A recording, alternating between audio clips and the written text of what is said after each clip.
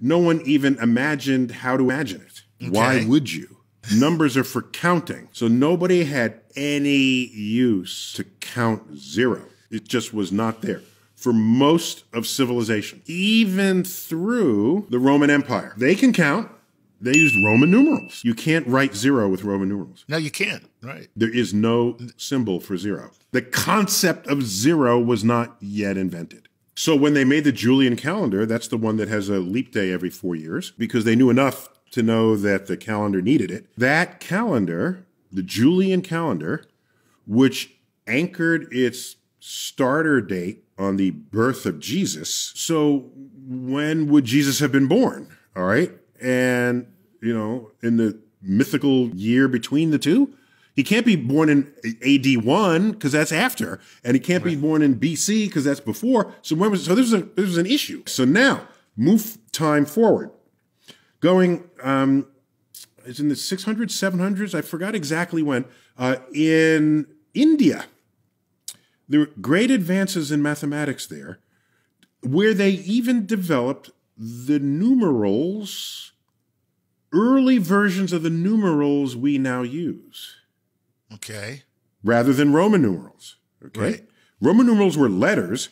These are now sort of symbolic shapes that would then represent the numbers. And in this effort was the hint that maybe you might want a zero in there.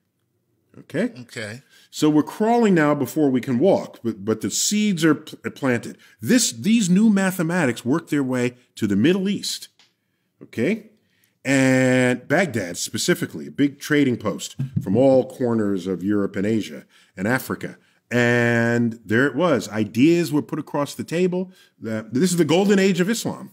All right. Wow. Major advances were made in engineering and astronomy and biology, physiology and vision. That's where the discovery that in vision is a passive phenomenon, not active. And so all of this is going on, and then the zero was perfected. Oh. The zero is perfected. They call those numerals Hindu numerals. Okay. But we today call those numerals Arabic numerals. Right, yeah. Okay? So this is the full tracking there, because in the Middle East, an entire algebra rose up, and arithmetic and algebra rose up, invoking zero, and you have negative numbers, and so mathematics is off to the races. Algebra is one of very common words in English that has its roots in Arabic. A lot of the AL words, AL is the in Arabic, as I understand it. Yeah. So algebra, algorithm, is another one, alcohol. These are all traceable to that period. So I'm just saying just consider how late zero came in civilization. The Egyptians knew nothing of zero. Right. But it's there, and we've got it. And so now. So what is this? What is this I hear about the Mayans and zero, that they somehow had something to do? I don't fully know my Mayan history, other than that their calendar was they really worshipped Venus in the sky. Oh. And so the calendar was sort of Venus based. The calendar in ancient Egypt was based on the star Sirius.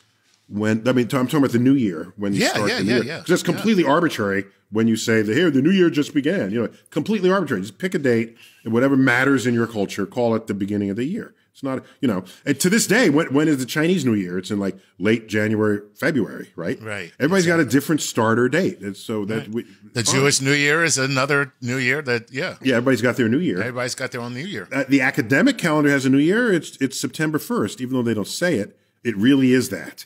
The academic folks come back from summer vacation. Children buy their school supplies. One quick thing, you got $100 in your bank account, and you go withdraw $100 from the cash machine, and the bank tells you what? Before you withdrew the $100. Before you withdrew this $100. You sound like this has happened to you, Chuck. Right. So here's the thing. You have no money left in the bank, and that's bad. But what's worse is to have negative money. Yes. In the bank. And so this whole concept of negative numbers arose and made complete sense once you pass through zero, and now instead of something coming your way, you now owe it. Right. And so the mathematics began to mirror commerce and the needs of civilization as we move forward, because we're doing much more than just counting things. So now you can go into negatives, and this keeps going with math, and you find other needs of culture and civilization and science where whole other branches of math have to be developed. And so this just went on, and then we got trigonometry, all the stuff that you thought the teacher was just being angry with you, giving you these assignments. These are entire branches of math. The zero started it all, where it gives you deeper insights into the operations of nature. Absolutely. Wow. That's pretty cool. I mean, all this just from nothing. Yeah. All this came from nothing. And so in this way, nothing means something.